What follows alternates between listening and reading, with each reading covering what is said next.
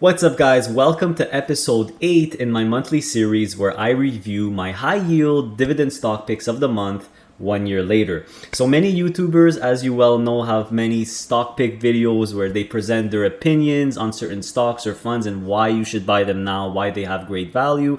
But there's usually no follow-up, right? Were they right? Were they wrong? We don't really know in most cases. So that is why I decided that it would be fair to all my viewers to revisit my stock picks to actually find out if it was a good stock pick or not 1 year later. So in case you're a recent subscriber or a new subscriber, please note that I have a monthly series called Top 3 Dividend Stock Picks of the Month for High Income, which I have been doing for almost 2 years now. Episode 20 was just released on October 31st. And in this video series, guys, I give you my opinion on which 3 stocks or funds I feel or are a great buy in the current month. 1 pick on the US market, 2 picks on the Canadian market. So basically in this series, in this video, I'm going back to review those stock picks 1 year later and see if I was right or if I was wrong. Doing this pretty much holds me accountable for my stock picks and really further proves that I am always a completely honest and open book with you guys, which I know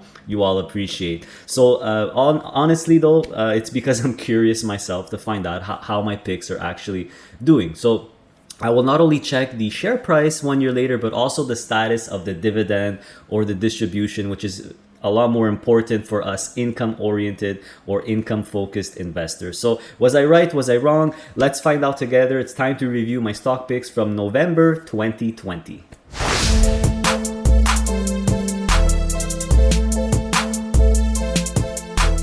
Alright guys, pick number 1 was ZWE, the Europe High Dividend Covered Call ETF in Canada. So this is a BMO covered call ETF, very popular. So as we know, like the name says, right, ZWE Europe, it holds 35 blue chip dividend paying stocks in Europe. It also uses a covered call strategy to boost the yield. So the price during the pick date was 15.67, which was giving you a yield of just under 9%. So here's the breakdown. My key points and reasoning. European stocks were under pressure because of the rapid rise in COVID-19 cases, which meant a great buying opportunity. I also love this fund because it's very diversified in terms of sectors, so it's a great way for Canadians to get international exposure, right? Because it's European exposure. This ETF, along with most covered call ETFs from BMO, have consistent, safe monthly distributions. BMO is as we all know, an experienced covered call fund manager. It's the biggest one in Canada, and of course, covered call strategy. You have 2 sources of income, right? The dividends and the option premiums. Pick number 2 was HMMJ. This is the Marijuana Life Sciences Index ETF from Horizon. So this invests in cannabis companies. It's an index style ETF. So at the time of the pick, it had a quarterly dividend, even though it varied every month. At that time, the average annual dividend was 83 cents a share. So you're looking at a share price at the time of the pick of $5.95, which translates into a 13.95% yield. Is it still giving a dividend? We'll find out very, very soon. So my points and reasoning for this one were actually spot on. Going back and looking at the price what this ETF was at $5.95, it was a really, really perfect time to actually pick up cannabis because it was really at the bottom. And my key points in reasoning was during this time, there was the presidential election and Joe Biden had a substantial lead over Trump in the polls to become president, right? And why is that a big deal? Well, it's because Biden promised to decriminalize marijuana, which would boost the stocks. Another point, cannabis stocks all-time lows because the speculation bubble already burst in the second half of 2019. I also like this fund because it's well diversified within the cannabis sector. You're getting pretty much exposure to the biggest and best companies that even had some companies that are not really, that are indirectly tied to cannabis, like the Innovative Industrial Properties REIT. So this is actually a REIT in this ETF that focuses on industrial properties for marijuana growers. There was also Scott's Miracle Grow, which is a fertilizer company. It was also included in this index. So this was actually at the time one of the very few ways to make dividends on the cannabis space with this ETF because of the quarterly distribution that the ETF provided. Pick number three, the last pick, is Melcor REIT. So this is a small cap REIT on the Canadian market. At the time, the share price was only 373, so the yield was not just under 10%, and that's even with a dividend reduction that they made. So this is a very small cap Canadian REIT that owns 39 properties in Western Canada. They have a lot of office and retail. That's probably why the stock price took a beating, because we all know what happened, right? Quarantine closures during that time. So my key points in reasoning: commercial real estate, especially retail and office, very undervalued because of COVID-19. Massive stock price drop this year because of COVID. For the stock, the REIT reduced their dividend by 47%, which is a humongous reduction. But because of the reduction, the payout ratio became 55%, which is really, really, really low. It only means that basically means that to sustain the distribution, they only need to pay out 55% of their rental income. So for me, this was really a fantastic value buy, and it turned out I was right, which I'll show you guys in a quick second. So now let's check out the report card and see how I did. All right, guys, time to check out the report card as usual. My favorite time to do it here right after the pick. So how did my picks do? Let's check out the stock price 1 year later, and also the status of the dividend, which is much more important, dividend or distribution, of course.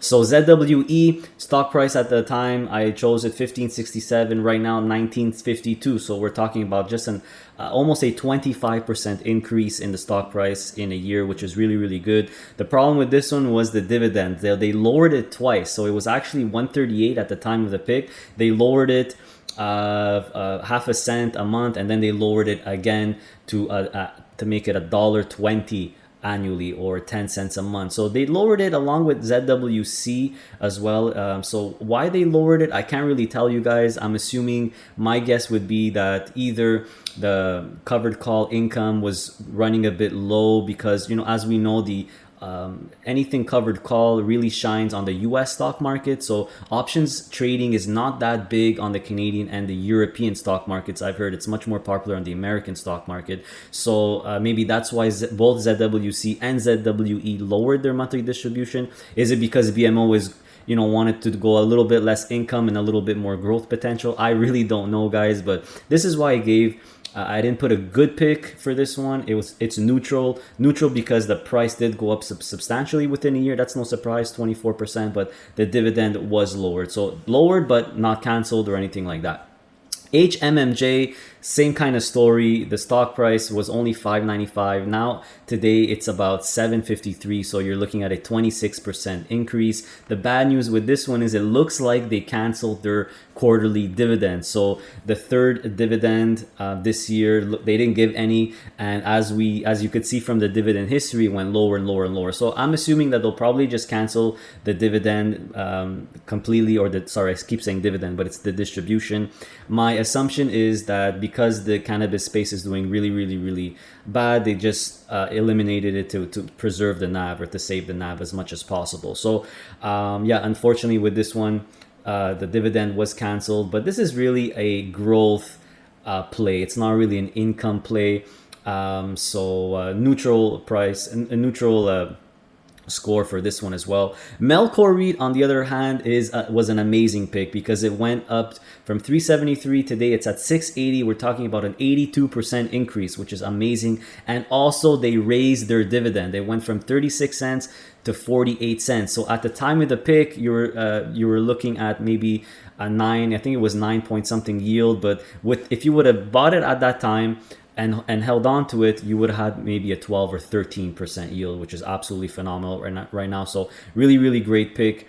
The third pick, Melcor. So overall, I definitely don't give myself an A like the last previous months, but I would say maybe a B or B minus, because either way, the share price increases are really, really, really good. Unfortunately for HMMJ, the dividend distribution was canceled. I think it was anyway. But that's not really a surprise, as this is an a growth focused play. ZWE, they lowered their dividend from 138 to 120. It's unfortunate, but I think it'll remain stable at 120. So it's not that much of a reduction. It's something we could handle. So there's the report card for the month, guys. As usual, you could download it on my website in the free tools and resources tab. So thanks for watching, guys. I really appreciate it. Please hit that like button. I would appreciate it. It helps the channel grow. It's free for you, so it's a win-win. Also, make sure to visit our website, passiveincomeinvesting.ca. That's where you could access a bunch of free tools like I just mentioned, and where you could access my digital product, the Ultimate DIY Investing Package version 3, which is basically a companion guide or a tool guide to help you build your own portfolio. It's good for Canadians and Americans. It has both stocks and funds from the Canadian and US stock market, as well as sample portfolios, guys, which I know you love. 7 for the Canadian market, 7 for the US market. So the 7 sample portfolios are tailored to different kinds of investors, not only income oriented like myself, but also growth investors, dividend investors, low risk investors, people who are more conservative investors as well. So make sure to pick it up because it comes with lifetime updates, so you only have to buy it once. So if you've been a long time subscriber and haven't bought it, you know that with every version the price goes up. So make sure you pick it up to snag those lifetime updates. You never have to pay for it again. Also, on my website, right there on the homepage, I offer a one-on-one consultation service where you could book a one-on-one Zoom call with me. You could ask me a million questions. We could build a new portfolio together, modify your portfolio, transition to an income-focused portfolio. So whatever your needs are, I'll do my best to understand your situation, your financial goals, and help you really to build the perfect portfolio for you. So my appointments are completely sold out once again for November. So keep an eye on the calendar right on there on the homepage. I'll let you guys know as well via Facebook, via community posts when the December appointments will be open. So speaking of social media, make sure you join our Facebook group so you could get those announcements. It's also a really nice group. It's growing. We have over 5,000 members now where you could ask your questions and we all try to help each other out. So join us there if you use Facebook. We're also on Instagram, so make sure you follow us there if you use that social media platform. And once again, as always, guys, the mission of this channel, my mission, is to help everyday working normal people invest on their own so they could build their own stream of passive income and enhance their quality of life and eventually become financially independent. So with that, take care, guys. Continue to stay safe and see you next time.